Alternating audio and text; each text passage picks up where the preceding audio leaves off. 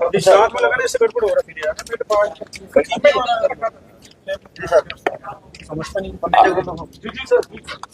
आपने पिछले कुछ समय से देखा होगा कि भारत सरकार की तरफ से और यहाँ पे लेफ्टिनेंट गवर्नर की तरफ से बार बार ये वक्तव्य आते हैं कि भाई वो आतंकवाद का जो सपोर्ट स्ट्रक्चर है उसको खत्म करेंगे।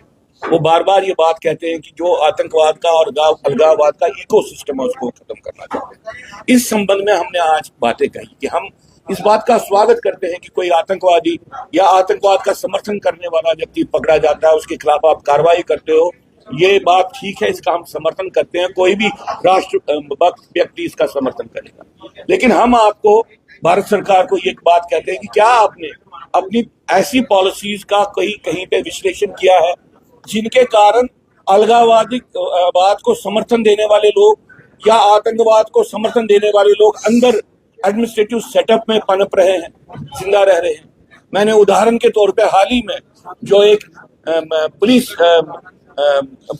के कर्मचारी के खिलाफ एक एक्शन ले ली गई, फिरदौस अहमद भट्ट के खिलाफ एक्शन ले ली गई कि भाई उसको डिसमिस किया गया क्योंकि वो लश्कर-ए-तोयबा को सपोर्ट कर रहा था।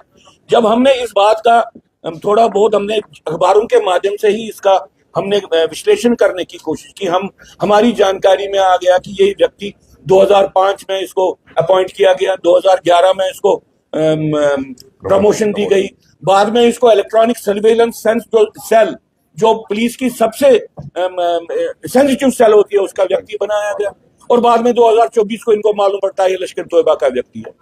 हम ये जानना चाहते हैं कि भाई क्या भारत सरकार इस बात को भी देख रही है कि 2005 में किसकी सिफारिश पे, किसके कहने पे ये एसपीओ बना, फिर 2011 में जब ये आ गया इसको प्रमोशन दी गई, क्या रिकमेंडेशन थी, तब तक इसने क्या कमाल किए थे जिसके कारण आपने इसको प्रमोशन दे दी, और बाद में किसके कहने पे आपने इसको इलेक्ट्रॉनिक सर्विलेंस कमेटी का मेंबर रखा।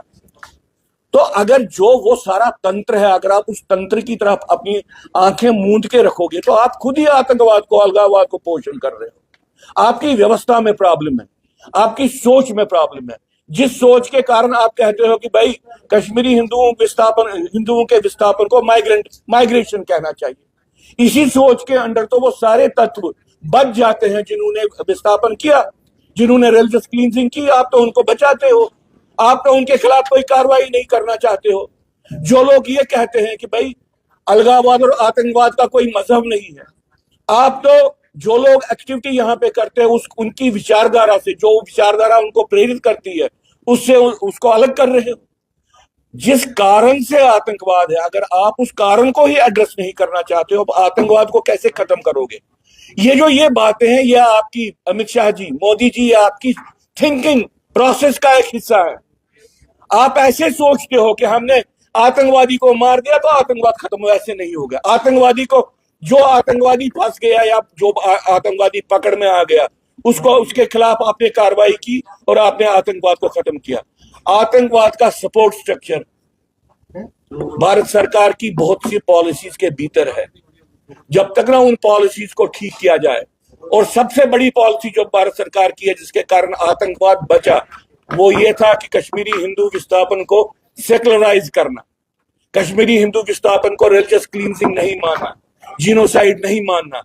जिन शक्तियों ने यह किया उसके कारण वो सारी शक्तियां बची और हमारी व्यवस्था में वो पनप रही है। ये आपकी सोच के कारण है। जब तक आप अपनी सोच ठीक नहीं करोगे तब तक अलगाववाद चलता रहेगा। अगर आपने पाकिस्तान से आ रहे सारे आतंकवादियों को भी रोक दिया, वहां से आ रहे हथियार को भी रोक दिया, जो आपकी अंदर की पॉलिसी है, अगर आप उसको ठीक नहीं करेंगे आतंकवाद चलता रहेगा।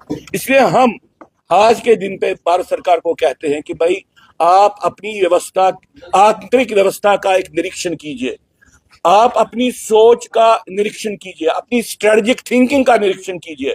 इसमें बहुत सी बातें ऐसी हैं जिसके कारण आतंकवाद को डायरेक्टली या इनडायरेक्टली पोषण मिला है, अलगाववाद को डायरेक्टली और इनडायरेक्टली पोषण मिला है। इसलिए आज के दिन मैं भारत सरकार से कहूंगा कि भाई मसला बड़ा है, इसको आप छोटा नहीं कीजिए। और दूसरी बात मैं कहना चाहता हूं, कश्मीर घाटी के जिहाद वहां पे तब तक खत्म नहीं होगा जब तक कश्मीर का विभाजन नहीं होगा और कश्मीरी हिंदुओं के लिए कौन कश्मीर का निर्माण नहीं होगा। घाटी वापसी के लिए क्या बाकी तो हमारा तो ये संकल्प है, हम वापस जाएंगे, लेकिन ऐसी व्यवस्था में वापस जाएंगे जहां से फिर से नहीं निकलना पड़े। इसलिए जो ये कहा जाता है कि भाई आपको रिकंसिलिएशन किसके साथ करनी है, अलगाववादी के साथ करनी है, आतंकवादी के साथ रिकंसिलिएशन करनी है, नहीं, हम वहां पे अपने अधिकार के रूप में जाएंगे, वहां पे अपने हमारा राइट है, हमारा घर है, हमारे घर को छीना गया, उसी व्यवस्था की तो बात हम करते हैं पन कश्मीर के माध्यम से। रुकिए रुकिए